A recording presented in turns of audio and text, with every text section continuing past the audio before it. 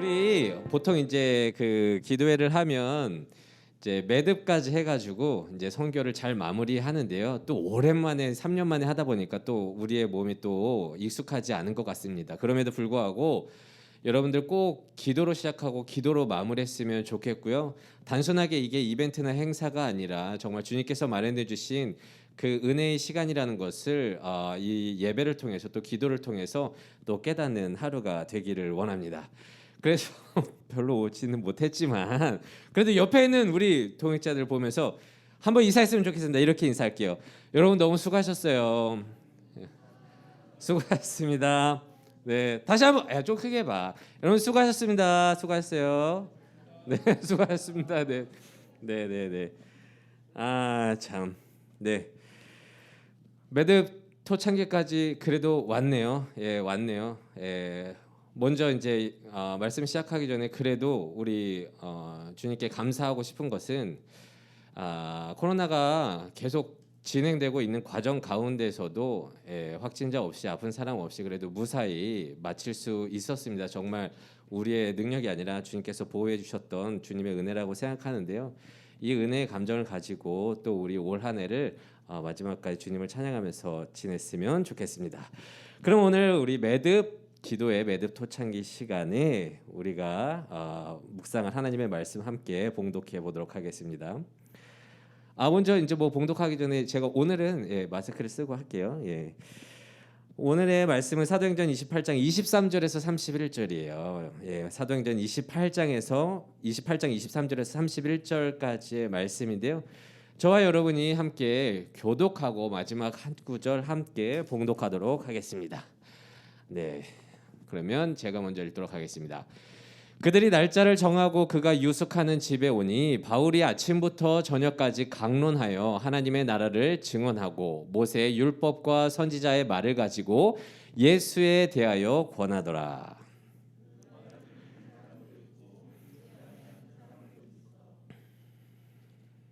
서로 맞지 아니하여 흩어질 때에 바울이 한 말로 이르되 성령이 선지자 이사야를 통하여 너희 조상들에게 말씀하신 것이 옳도다.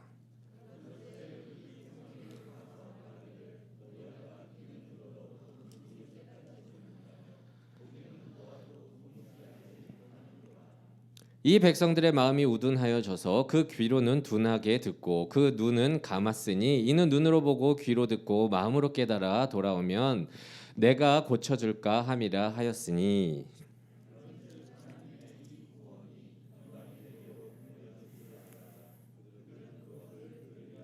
네, 29절 없고 30절 제가 읽을게요.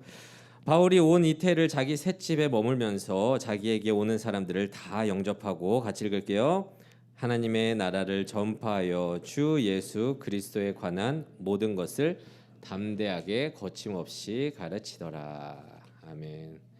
오늘 이 시간 이 말씀을 통해서 여러분들에게 하나님의 놀라우신 은총과 은혜가 임하기를 진심으로 소망합니다. 한 청년이요, 이제 뭐 장난스럽게 이렇게 물어봤습니다. 목사님은 목회자가 되고 나서 제일 좋은 게 무엇입니까? 이렇게 물어보면서 그 청년이 대답했어요. 월요일에 쉬니까 제일 좋을 것 같아요. 예, 월요일에 쉬니까 정말 좋겠어요라고 하면서 자신이 갖고 있는 월요병에 대해서 한탄을 했습니다. 무슨 말인지 너무 잘 알죠. 월요병 정말 무서운 병입니다. 저도 회사를 다닐 때 그 병을 아주 심각하게 알았던 사람입니다. 그래서 제가 이제 청년회 때 회사를 다닐 때는요, 주일에서 이제 해가 어둑어둑해질 때 가슴이 너무 뛰었어요. 짜증난다. 그래가지고 할 일이 없음에도 불구하고 친구들을 다 청년들끼리 모아가지고 카페에 놀러 가요. 그래서 카페가 문을 닫을 때까지, 지금은 뭐 빨리 닫지만 그때만 해도 11시, 12시까지 하는 데가 있었거든요. 12시까지 계속 소위 노가리를 깐다고 하죠. 그렇게 소위 이렇게 대화를 주고받으면서 집에 늦게 들어갔던 적이 있습니다. 그리고요, 막상 월요일에 출근을 하면 이상하게 피곤해. 월요일은. 그리고 너무 졸려. 그래서 여러분들도 그런지 모르겠지만 저는요, 월요일만 되면 그렇게 화장실에서 많이 잤습니다. 화장실에 가가지고 한 10분 이거 타이머 맞춰놓고 핸드폰으로 10분 자고 일어나고, 뭐 옆에 있는 동료들은 쟤는 왜 맨날 똥 싸냐 이랬을 거예요. 근데 어쨌든 그렇게 지냈던 월요일을 심하게 알았던 기억이 있습니다. 하지만 물론 그 말이 무엇인지 알겠지만 제가 목회자가 되고 나니까 월요병 대신에 금요병이 생겼습니다. 토요병도 생겼고요. 주일병도 생겼습니다. 아니 세 개나 생겼어. 세 개나. 그냥 직장 다녔을 때 월요병밖에 없었는데 여러분 금요일 되면 우리 다 아시잖아요. 네, 목회자들은 금성까지 드려야 돼요. 새벽 5시 반 6시 오면 거의 18시간 있어야 돼요. 예. 체력적으로 진짜 힘듭니다. 이제 금요일이 다가오면 금요일이다. 금요일이다. 막 이러면서 이제 되게 힘들어 하는 거죠. 그리고 토요일이 되면 아직 저는 이제 미숙하고 능력이 없는지라 설교를 쓰려면 거의 밤을 셉니다. 예, 주일 거의 뭐 새벽 3시, 4시까지 이렇게 밤을 세 번 하는데 토요일이 되면 또 이제 설교도 잘 못 쓰니까 이거 빨리 오늘은 잘 풀렸으면 좋겠다. 막 이러고 주일은 뭐 말할 것도 없죠. 그러니까 목사가 되고 나서 월요일이 제일 좋다라고 한다면 크게 와닿지 않습니다. 죄송하지만 오히려 생각해 보니까 대체 공휴일이 보통 월요일이잖아요. 월요일 우리는 상관이 없어요. 원래 쉰다니까. 그래서 그거를 누가 웃었냐? 그거를 경험해 본 적이 없어. 대체 공휴일이라는 거죠. 그래서 야 월요일은 우리에게 그렇게 좋지 않다. 그래서 그건 아닌 것 같고 목회자가 되고 나서 진지하게 또 진지충이니까 제가 또 진지하게 좋은 점이 무엇이냐라고 한다면 되게 뭐 원론적인 대답이지만 정말 한 사람이 한 영혼이 예수님을 나의 구세주라고 고백하고 그 사람의 삶이 변화되는 것을 보면 정말 솔직히 뿌듯하고 보람이 있습니다. 이전에 있었던 신앙이 또 회복되고 이전에 있었던 그 모든 나의 옛 모습을 청산하고 다시 한번 주께 돌아오는 것을 볼 때면 정말 보람이 있습니다. 진짜로 여러분들 별로 저랑 나이 차이는 나지 않지만 그런 분들을 볼 때면 밥을 안 먹어도 배부를 정도입니다. 네, 그런데요 솔직하게 말씀드리자면 진짜 솔직하게 말씀드리자면 그런 경우가요. 근데 별로 없어요. 네, 별로 없어요. 네. 그런 경우보다는 목회자가 되고 나서 참 많이 경험한 것인데요. 밤낮 가리지 않고 여러분들이 보시기에 어떨지 모르겠지만 밤낮 가리지 않고 저도 여러분들의 인생을 조금씩 생각하면서 또 관심을 갖고 또 이 사람이 무엇이 필요할까 또 물어보면서 기도도 하고 그렇게 정말 온 힘을 다해서 말씀도 준비하고 양육을 해도 변하기는커녕 아니 변하지 않아도 된다니까. 아주 사소한 어떠한 사건 때문에 감정이 틀어지고 오히려 욕 먹을 때가 더 많아요. 오히려 관계가 틀어질 때가 더 많은 거예요. 그런 것을 경험하게 되다 보면 저도 인간이다 보니까 너무 속상한 거예요. 너무 낙심되고 그리고 내가 뭐 그런 거 있잖아요. 사랑을 많이 한 만큼 또 이렇게 상처도 크다. 뭐 이런 말이 있잖아요. 정말 관심을 갖고 진짜 그렇게 대했는데 돌아오는 거는 그런 것일 때에는 다시 사역을 개진할 힘조차도 없어서 그냥 뭐 엄두가 나지 않는 거죠. 그렇게 뭐 이제 세상 사람들은 우울증에 빠지겠지만 어쨌든 저도 그런 비슷한 경험을 하게 됩니다. 그런데 여러분들도 물론 저와 비슷한 경험들을 하게 되겠죠. 예, 내가 노력한 만큼 그 상대나 아니면 어떠한 일이 또 결과가 좋지 않을 때 거기에 대해서 이제 또 낙심하게 되고 아니면 또 지레 겁을 먹고 아니면 다음에 안 하겠다고 포기할 때가 얼마나 많습니까? 여러분 오늘 본문은요 사도행전이 마무리되는 시점입니다. 마지막 장입니다. 마지막 장의 마지막 에피소드입니다. 사도행전을 마무리하는 마지막 장입니다. 특히 바울이 마지막까지 자신에게 맡겨주신 그 사명을 온전히 감당하고 있는 모습을 우리는 보게 됩니다. 복음을 마지막까지 전해요. 그러면서 이렇게 끝을 맺고 있습니다. 31절을 다시 한번 보겠습니다. 31절에 이렇게 끝을 맺고 있어요. 제가 읽어볼게요. 하나님의 나라를 전파하며 주 예수 그리스도에 관한 모든 것을 담대하게 그리고 거침없이 가르치더라. 이렇게 끝을 맺고 있습니다. 그런데 여러분들 이게 무슨 말이냐면 명확하게 예를 들어서 명확하게 그렇게 복음을 열심히 가르쳤네요. 그리고 나서 어떠한 결론이 소개되어 있지 않은 열린 결말이라는 것입니다. 거침없이 가르치더라. 그래서 어떻게 됐지? 이런 기록이 없습니다. 그래서 바울의 마지막 선교 그 사명의 그 끝이 야, 이게 성공했다는 거야? 실패했다는 거야? 이런 것을 알 수가 없습니다. 하지만 그렇게 사도행전은 끝을 맺고 있어요. 그런데 저는 이 사도행전의 마지막을 바라볼 때면 솔직히 인간적으로 먹먹해집니다. 먹먹해져요. 그리고 또 인간적으로 아쉽고 마음이 좋지 않습니다. 왜냐하면 여러분들도 잘 아시겠지만 성경 가운데서 바울이 어떠한 선교 여정의 인생을 살았는지 너무나도 잘 알죠. 예. 그런 것을 볼 때면 인간적으로는 거침없이 가르치더라. 그래서 바울의 막판이었기 때문에 사람들이 모두 다 회개해서 그를 칭송하더라 라고 기록되었다면 참 저도 마음이 좋고, 야, 그래도 바울 힘들었을 텐데 마지막에 끝이 좋아서 다행이다라고 할 텐데 그런 게 없다는 겁니다. 아시다시피 여러분들, 바울은요 그리스도인들을 핍박하다가 다메섹 도상에서 예수 그리스도를 만나서 기독교로, 그러니까 흔히 이제 예수님을 믿는 자로 개종하게 됩니다. 그런데 바로 그리스도인들에게 받아들여지지 않았죠. 왜냐하면 어제만 해도 남녀노소 가리지 않고 예수를 믿는 자를 죽이기까지 한 자가 내가 이제 그리스도인이 되었다고 해서 어떻게 믿어주겠습니까? 그래서요 칩거하게 돼요. 예, 칩거하게 됩니다. 10년에서 13년을 칩거하게 되는데 그 후에 바나바의 도움으로 뭐 성경도 가르쳐주고, 또 바나바가 또 많은 또 그리스도인 동역자들에게 야, 바울 진짜 변했어, 진짜 그리스도인이야, 이렇게 또 말을 해주면서 이제 세상 밖으로 이제 또 나오게 되었죠. 그렇게 이제 그들로부터 인정을 받았고 또 이제 선교사로서 파송까지 받게 되었습니다. 그러면 이제 열심히 복음 사역만 하면 될 줄 알았는데, 여러분들 너무나도 잘 아시잖아요. 그 선교 여행은 순조롭지 않았습니다. 순조롭지 않았습니다.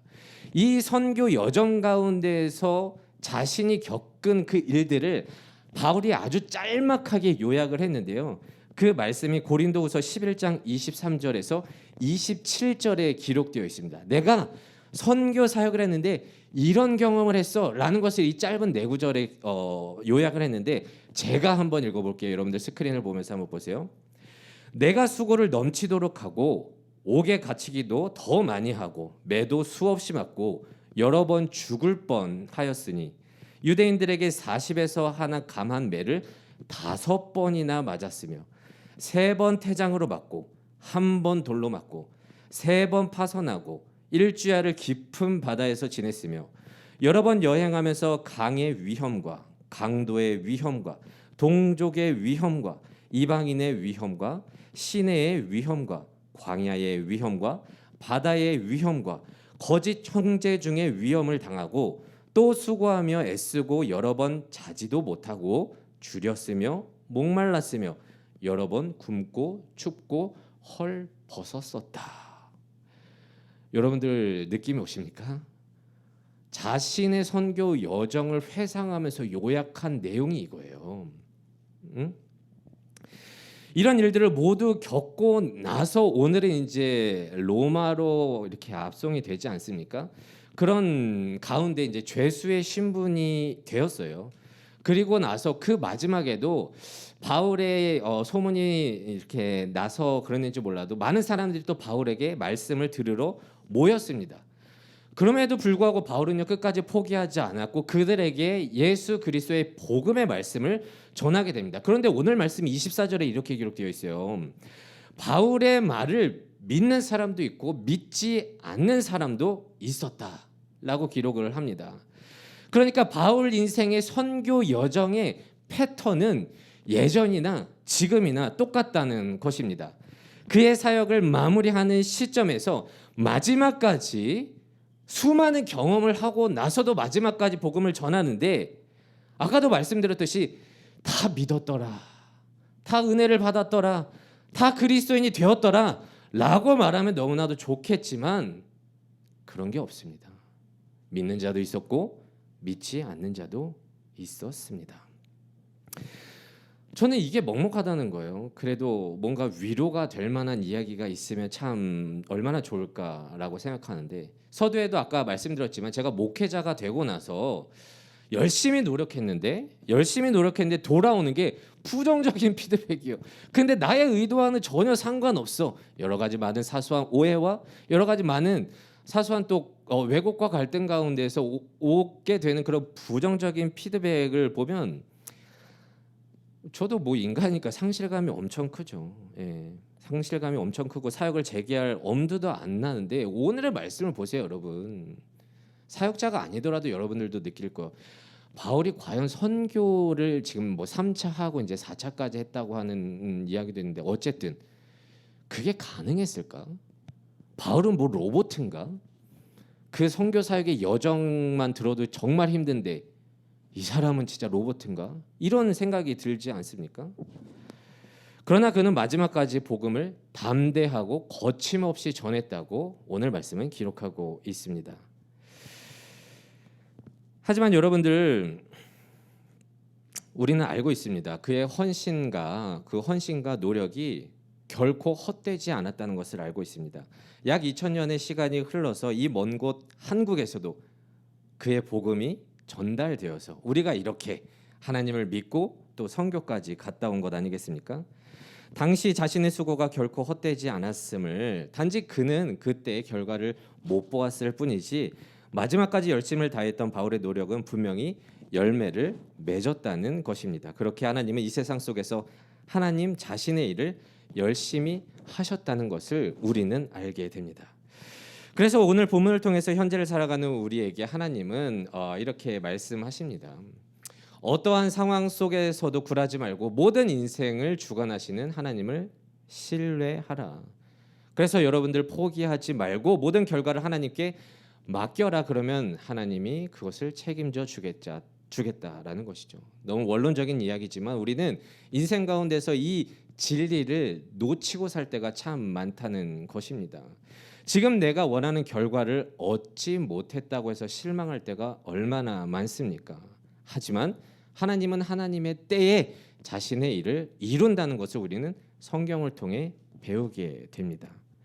그런데 우리는 여전히 내가 들인 노력에 비해 원하는 결과를 얻지 못하게 된다면 실망하죠. 낙심하고 저와 같이 말입니다. 그리고 또 이렇게 생각하죠. 내가 뭘 잘못했나? 내가 뭘 틀렸나? 그러면서 내가 이 일을 괜히 했다. 후회를 하기도 합니다. 세상에서는 지성이면 감천이라고 하는데 이렇게 열심히 노력을 하면 그래도 조금의 보상이라도 오기도 하는데 내 손에는 얻어진 게 너무 없어 보이는 거예요. 이렇게 선교를 통해서 시간을 할애해서 헌신을 했는데 내 손에 내 마음 가운데 얻어진 게 별로 얻어진 게 없다고 느껴질 때면 참 상심이 많습니다.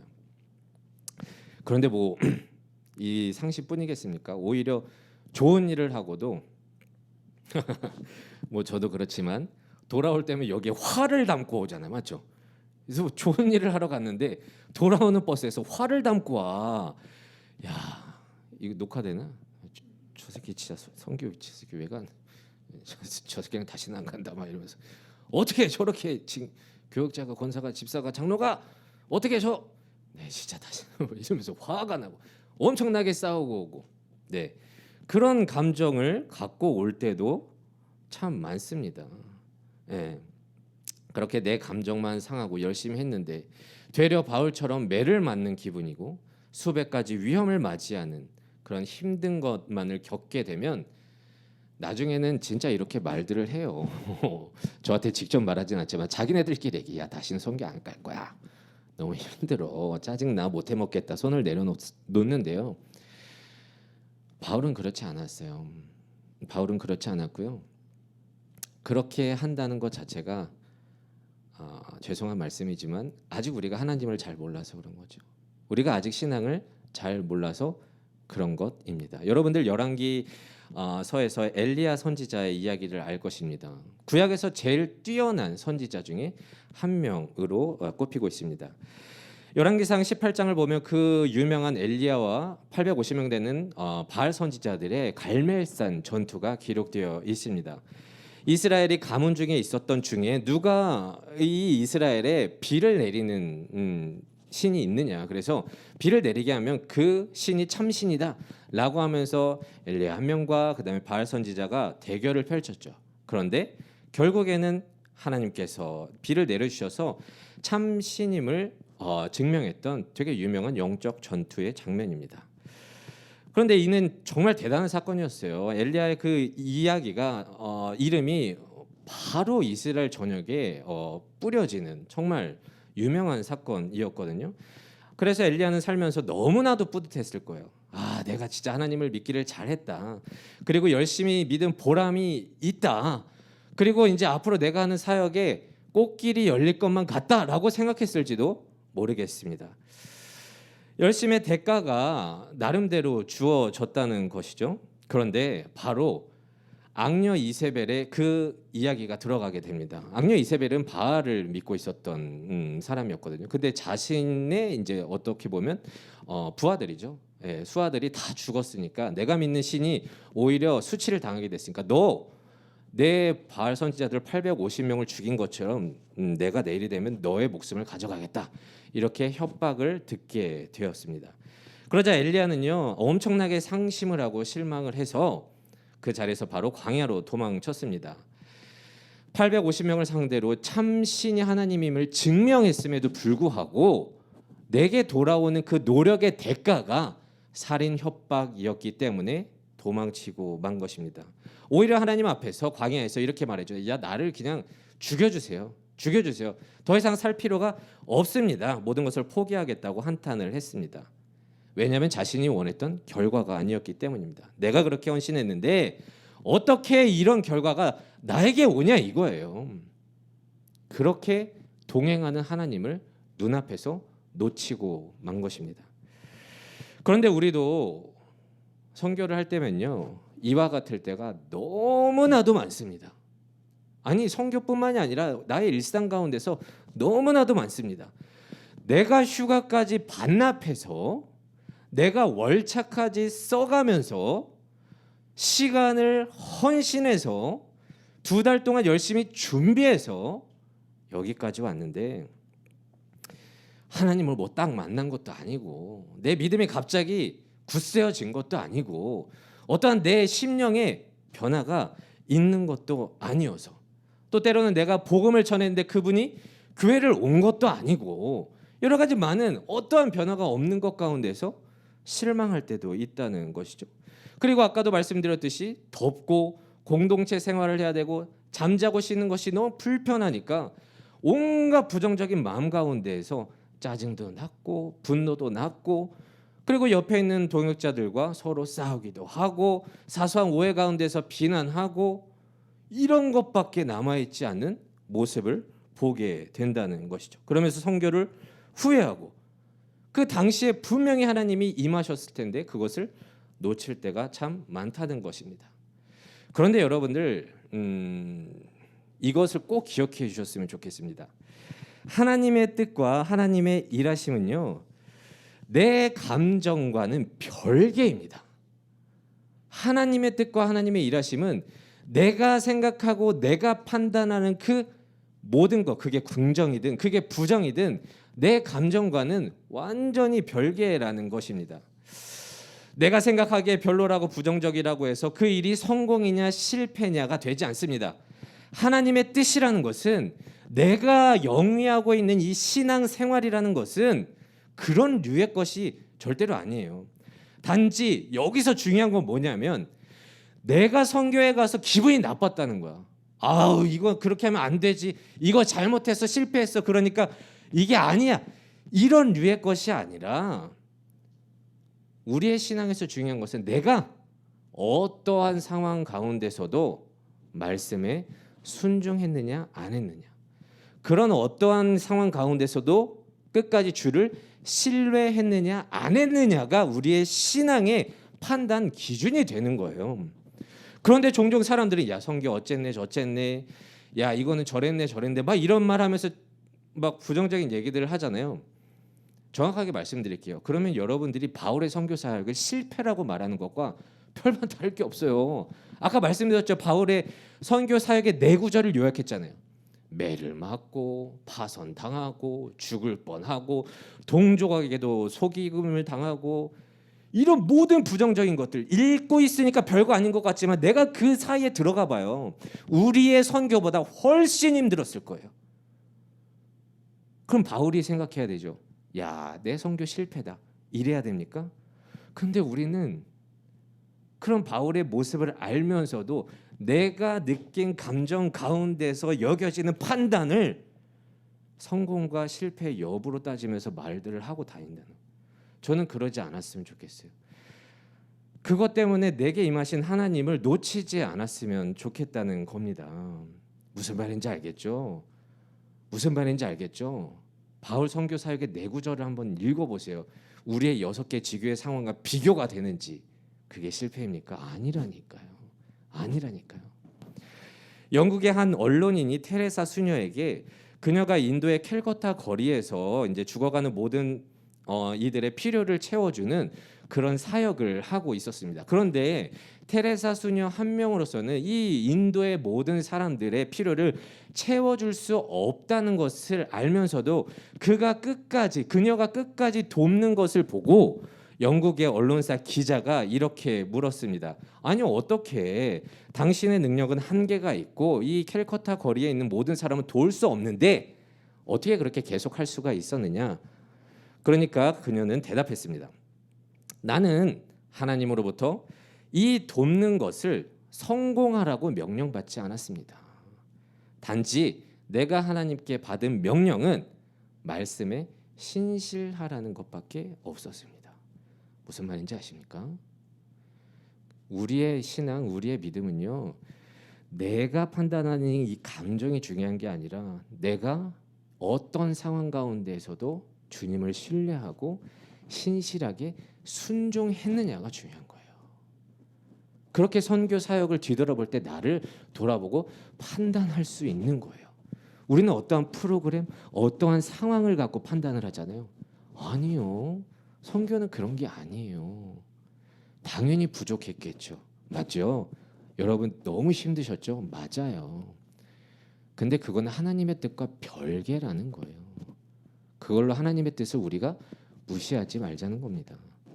다시 말씀으로 돌아와서 그래서 바울은요, 하나님을 알고 신앙을 잘 알았던 자였던 것 같습니다. 내가 열심을 다했지만 그렇게 돌에 맞고 파손되고 매를 맞는 헌신을 했는데도 나는 여전히 감옥에 있고 마지막까지 사람들의 복음을 전해도 안 듣는 사람들을 보아왔지만 이는 내가 못해서라기보다 내 노력의 결과물이라기보다 하나님이 일하지 않는다 이렇게 생각하는 게 아니라 내가 해야 될 것은 신실하게 내게 맡겨주신 사역을 감당하는 거구나. 그래서 30절에 셋집에 머물면서 자기의 오는 모든 사람들을 다 영접했다고 기록되어 있고요. 31절 또 읽어볼까요? 하나님의 나라를 전파하며 마지막까지 담대하게 거침없이 가르치면서 끝을 맺을 수 있었다는 것입니다. 그리고 바울의 열매는 어떻게 됐죠? 지금 여기에 우리가 열매라는 것이죠. 바울은요, 고린도전서 3장 6절에서 이렇게 또 기록하고 있습니다. 나는 심었고 아볼로는 물을 주었으되 오직 하나님께서 자라나게 하신다. 오직 열매 맺게 하시는 분은 하나님이다. 나는 단지 심는 역할을 한 것뿐이고 어떤 이는 물을 주는 역할을 한 것뿐이다. 오직 열매를 맺고 자라나게 하는 것은 하나님이기에 지금 상황에 실망하지 않고 주가 말씀하신 것에 대해서 헌신한 것만으로도, 신실하게 순종한 것만으로도 기쁘다는 거예요. 그리고 나중에 앞으로 주님께서 맺어주실 그 열매를 소망하고 기대하면서 살아가는 게 우리가 영위하는 신앙생활이라는 것입니다. 여러분, 우리의 선교 사역은 어땠던 것 같습니까? 짧은 2박 3일을 통해서 고민하고 생각한 것들을 이루신 분이 있다면 정말 기쁜 일입니다. 감사한 일입니다. 하지만 준비 기간까지 포함하면 한 2달여의 시간이 있었는데요. 그렇게 열심을 다했는데 상처만 남은 분들이 있습니까? 관계적인 어려움에 빠졌던 분이 있습니까? 자고 씻는 곳에 불편함, 이런 게 선교인가? 내가 뭘 했나? 머리를 갸우뚱하시는 분이 있습니까?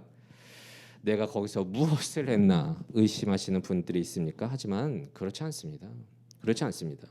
여러분 모두 주의 선교 사역을 온전히 잘 감당하고 오셨습니다. 왜냐하면 우리는 그냥 씨를 뿌리는 자들이거든요. 우리는 그냥 물을 주러 갔다 온 자들입니다. 이곳 가운데서 어떠한 성공의 여부, 실패의 여부는요, 우리의 영역이 아니라는 것입니다. 그럼에도 불구하고 저는 확신합니다. 우리의 선교 사역이 바울의 매를 맞는 것 같고 파선당하는 것 같고 유대인들 동족에게 속는 일 같은 그런 아픔을 겪었을지 모르겠지만 페인트 칠하면서 축구하면서 아이들을 섬기면서 과수원을 정리하면서 이 모든 사역들이 하나님께서 받으셨고 하나님이 그것을 주님의 때에 열매를 맺어 주실 거라고 믿습니다. 여러분,